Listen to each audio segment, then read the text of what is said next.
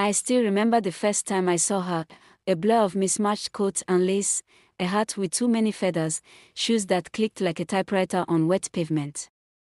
She walked the streets at midnight like she owned them, and the whole town called her a mystery. They called her eccentric. They whispered she was broken. They never knew why she roamed at night in crazy clothes. Tonight, I'm going to tell you the whole story, the one nobody expected. We lived in a town where everyone knows everyone. If a newsstand changed hands, you'd hear about it before breakfast. So when she moved in at the edge of town, people noticed. She never appeared in daylight. Kids dared each other to follow her.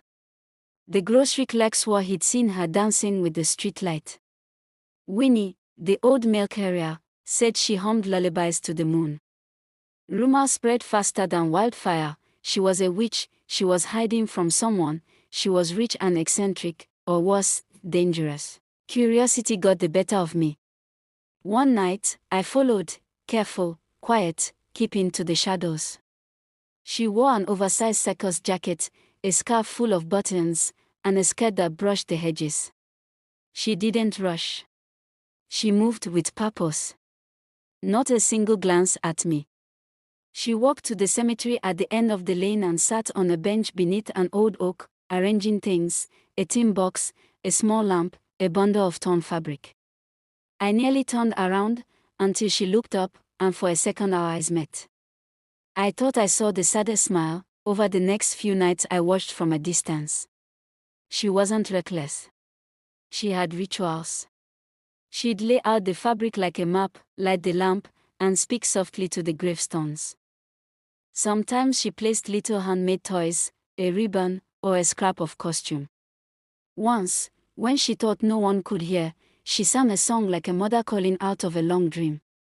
It wasn't random chaos. Each outfit, each trinket, had meaning. One evening I couldn't stand it. I walked up and sat a few feet away. She didn't startle me. She offered me a tea thermos with a crooked smile and said, "You're late." She explained that the clothes belonged to her daughter, costumes from when she used to direct school plays.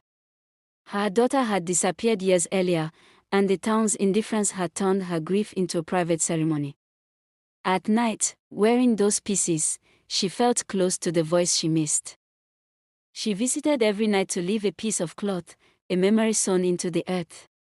It was her ritual to keep memory alive when daylight forgot it. What we called crazy clothes were costumes of love, of roles played, of stories told. What we called wandering was a pilgrimage many of us would never understand. She wasn't asking for pity or attention, she was honoring pieces of a life the rest of us had let drift away. The more I listened, the more I realized we'd all been so quick to label that we missed the human story beneath. Pause. Think of someone in your life that people misjudge. What assumptions do you make about strangers? Tell me in the comments, have you ever misread someone's pain as eccentricity? I read every comment and I'll pin a few of your stories in the next video. I started. So when you see someone roaming the night in crazy clothes, remember this story. Maybe they're keeping a promise.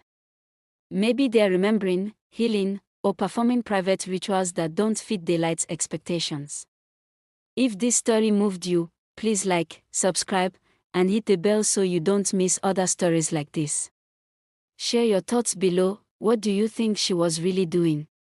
And if you enjoyed this, share it with a friend who loves true, human stories. Thanks for listening.